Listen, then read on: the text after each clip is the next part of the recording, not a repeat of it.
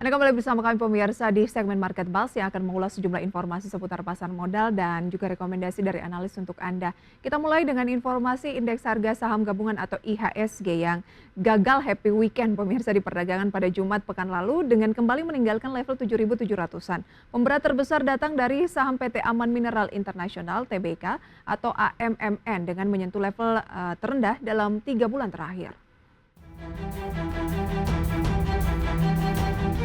Indeks harga saham gabungan terjun ke bawah level 7.700 di perdagangan Jumat 27 September 2024 dengan terpangkas 0,61% ke 7.696,92. Dalam sepekan IHSG melemah 0,6% namun secara year to date masih menguat 5,83%. 7 indeks sektoral menyeret IHSG ke zona merah diantaranya sektor infrastruktur yang turun 0,71%, sektor perindustrian tergerus 0,42%, sektor keuangan turun 0,39%, dan sektor barang baku melemah 0,3%.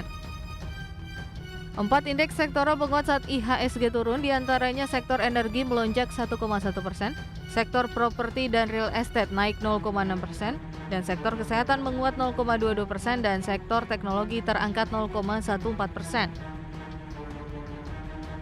Sementara dari sisi saham, emiten pertambangan grup Salim PT Aman Mineral Internasional (TBK) menjadi penekan terbesar IHSG mencapai 17,3 indeks point.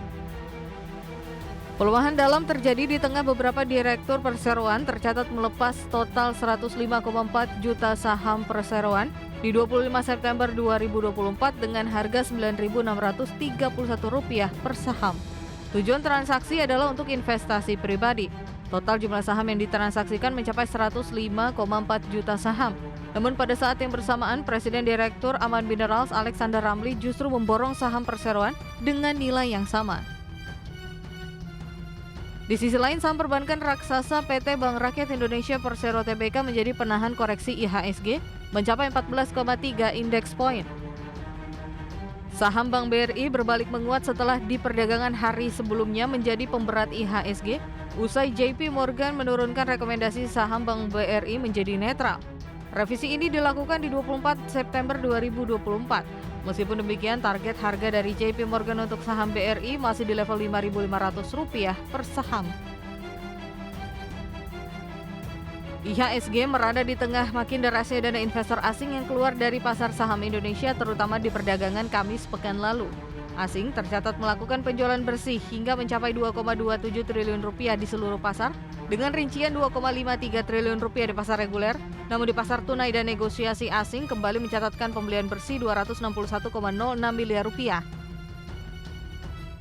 Asing diperkirakan makin melepas saham di Indonesia dan mengalihkannya ke pasar saham China setelah pemerintah setempat berencana memberikan stimulus jumbo untuk mendongkrak perekonomian.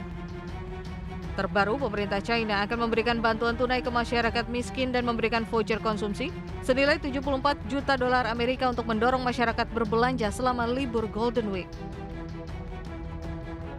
Berbagai sumber IDX Channel.